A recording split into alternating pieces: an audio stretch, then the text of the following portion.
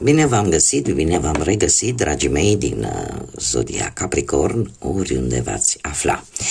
Bine ați venit, bine ați revenit pe canalul meu, Tarot Flor de Loto. Eu sunt Nina, pentru cei care nu mă cunosc, și ca de obicei mă bucur să vă am alături atât pe dragii mei abonați, cum de asemenea și pe toți cei care sunteți poate pentru prima oară aici pe canal. Azi, așa cum bine știți, voi face o lectură temporală fără limită de timp. O lectură pe care voi să o puteți urmări oricând doriți sau atunci când apare în viața voastră. Desigur, dragilor, ca de fiecare dată vă readuc aminte că voi sunteți cei care vă construiți viitorul. Și fiind o lectură generală, vă rog din suflet să luați decât acele mesaje care vor rezona cu voi, iar restul lăsați-le să zboare în univers, pentru că sigur sunt pentru alte energii care într-o mai mică sau mai mare măsură au legătură cu Zodia Săgetător. Așa că, dragii mei, toți cei care aveți Soarele, Luna, Venus, Ascendentul sau oricare alt aspect astral important pentru voi din harta voastră natală și care are legătură cu Zodia Capricorn, atunci această lectură este de asemenea și pentru voi. Și zic să începem și să vedem ce vine pentru dragii mei din Capricorn și pentru toți cei care aveți o legătură specială cu această zodie în următoarea perioadă. Și haideți să vedem așa o imagine generală asupra situației prin care unii dintre voi treceți și ce urmează să vină.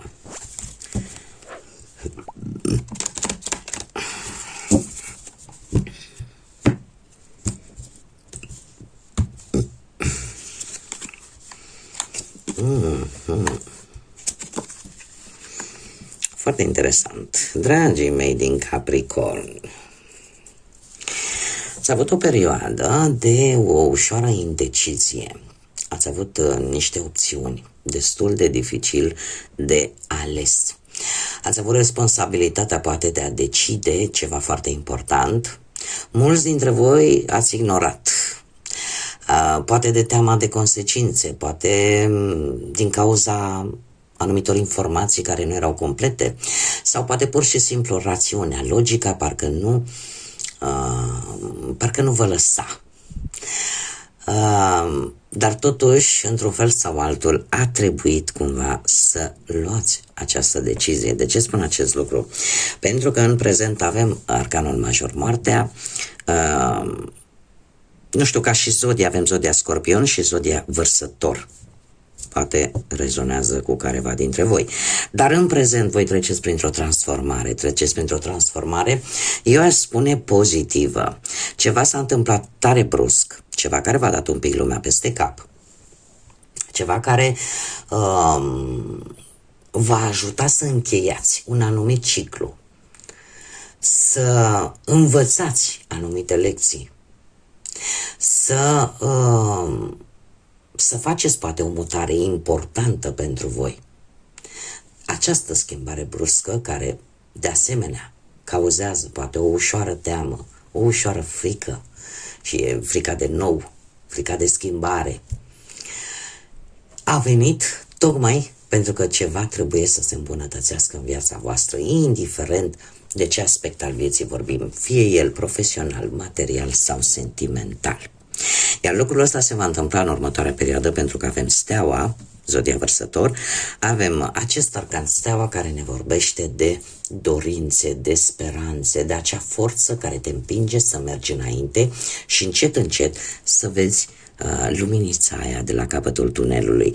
Probabil că unii dintre voi au anumite dorințe, anumite planuri pe care le doriți să devină realitate. În următoarea perioadă, după toată această transformare, vă va ajuta ca anumite planuri, anumite proiecte, într-adevăr, să înceapă să prindă contur. Haideți să vedem ce ne spune și acest minunat tarot al pădurii mistice și ce vine pentru dragii mei din Capricorn sau cu orice altă legătură cu această zodie.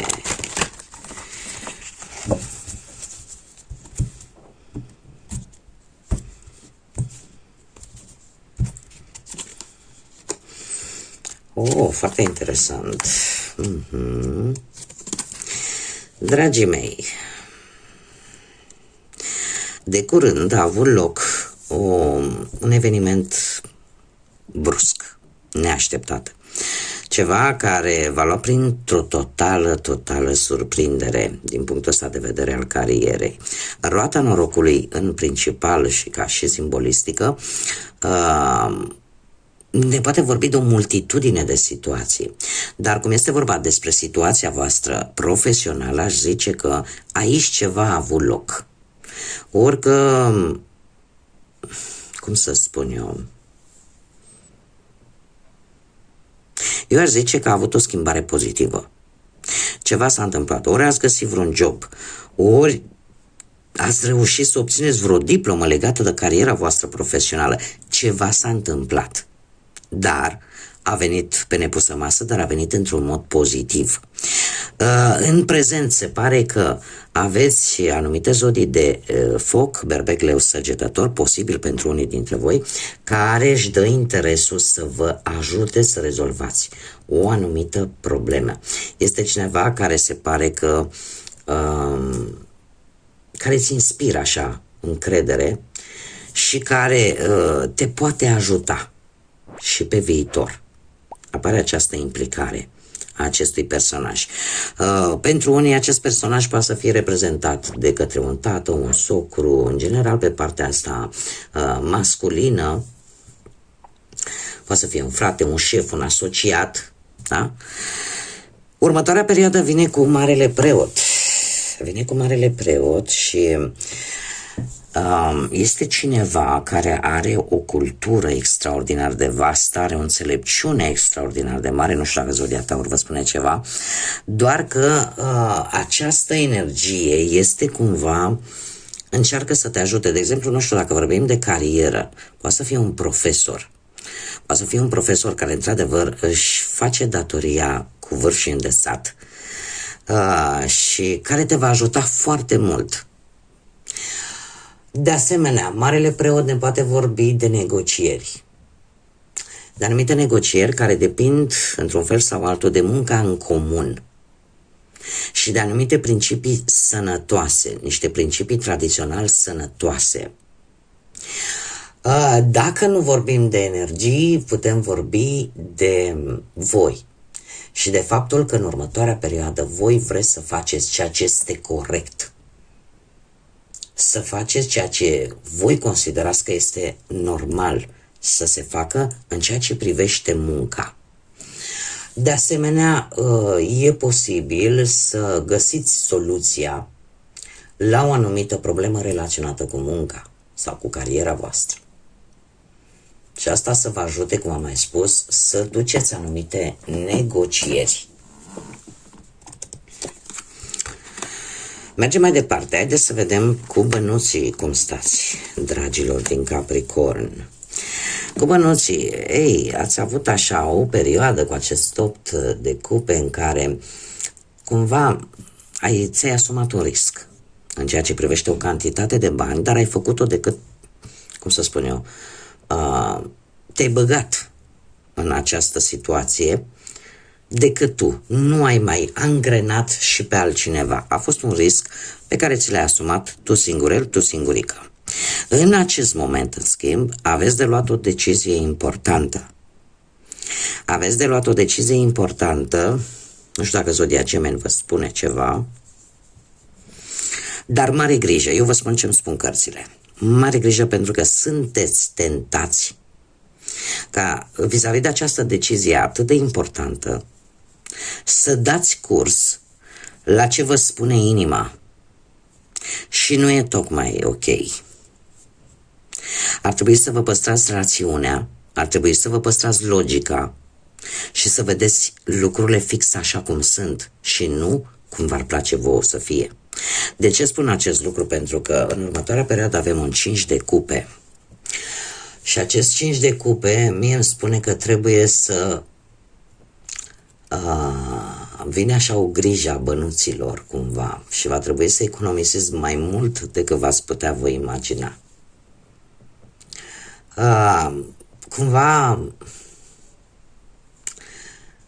ar trebui să nu cheltuiți în următoarea perioadă pe lucruri care nu sunt foarte necesare, Este adevărat că banii nu vă vor lipsi, nu vor fi nici prea mulți, dar nici prea puțini, adică cumva vor fi cât să vă ajungă, dar acesta este rezultatul deciziei pe care voi în acest moment trebuie să o luați. Și nu știu, ar trebui să vă gândiți că aici poate să fie vorba de o decizie vis-a-vis de o situație care îți poate aduce un câștig nu extraordinar de mare și este un câștig limitat. Adică înseamnă că e pe o perioadă exactă de timp.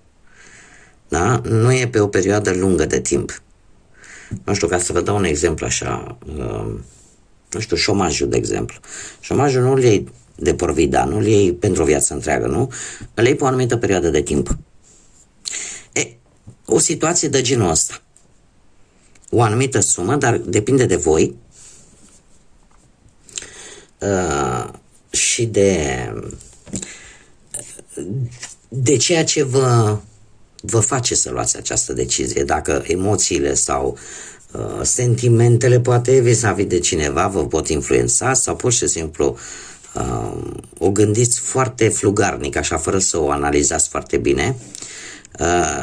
Asta depinde de ce va veni în următoarea perioadă. Din câte văd eu aici, nu este o mare problemă de bani, dar nici nu veți excela. Și e posibil chiar să aveți și un sentiment, voi să aveți așa un sentiment, domne, ca și cum ați fi pierdut.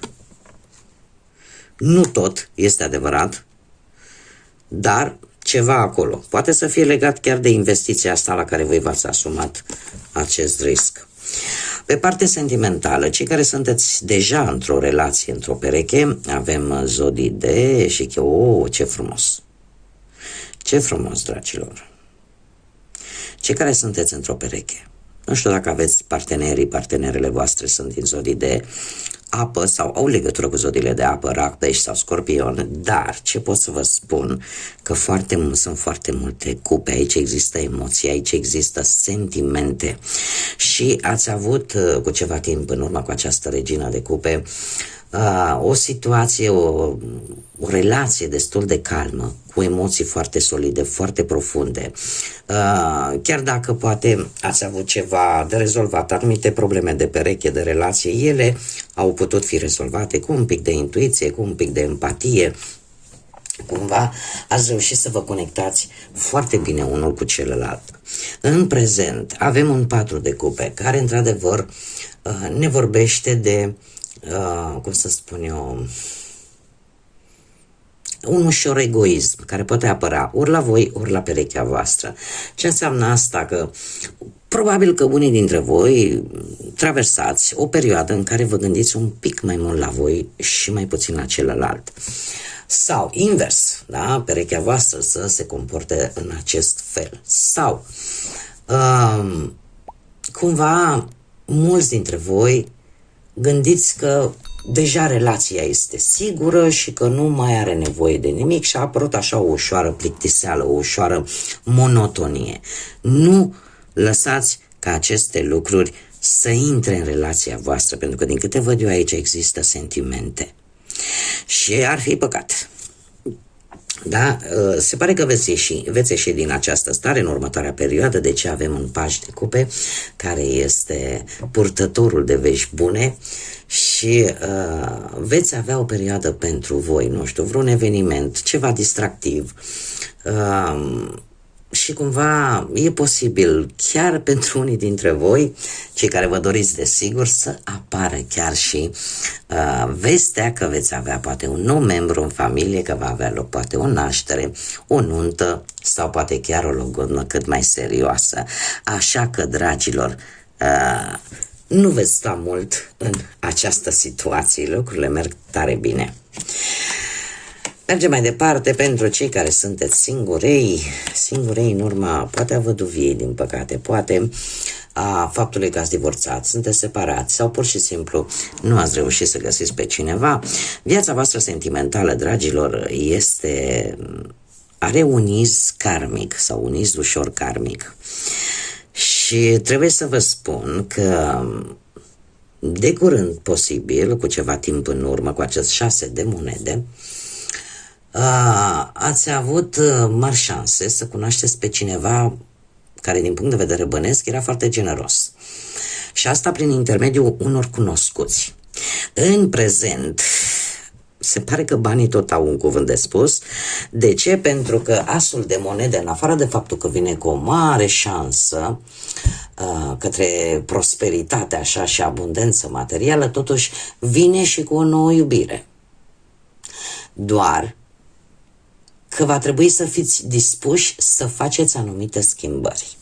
Este foarte interesant că următoarea perioadă va fi foarte, foarte plină de multă pasiune și multă chimie între voi, mult sex appeal, foarte mare atracție din punctul ăsta de vedere. Nu știu, aici sunteți voi, aia e cartea care vă reprezintă pe voi și eu aș spune că, cum să zic eu, totuși, nu știu dacă voi, mai degrabă aș zice că voi sunteți. Asta numai în situația în care cealaltă persoană are aceeași zodie, la fel ca și voi, sau legătură cu zodia Capricorn, dar totuși, din ce văd eu aici, va fi decât mai mult un interes material, nu va fi o implicare emoțională, sentimentală. Mie asta îmi spun cărțile.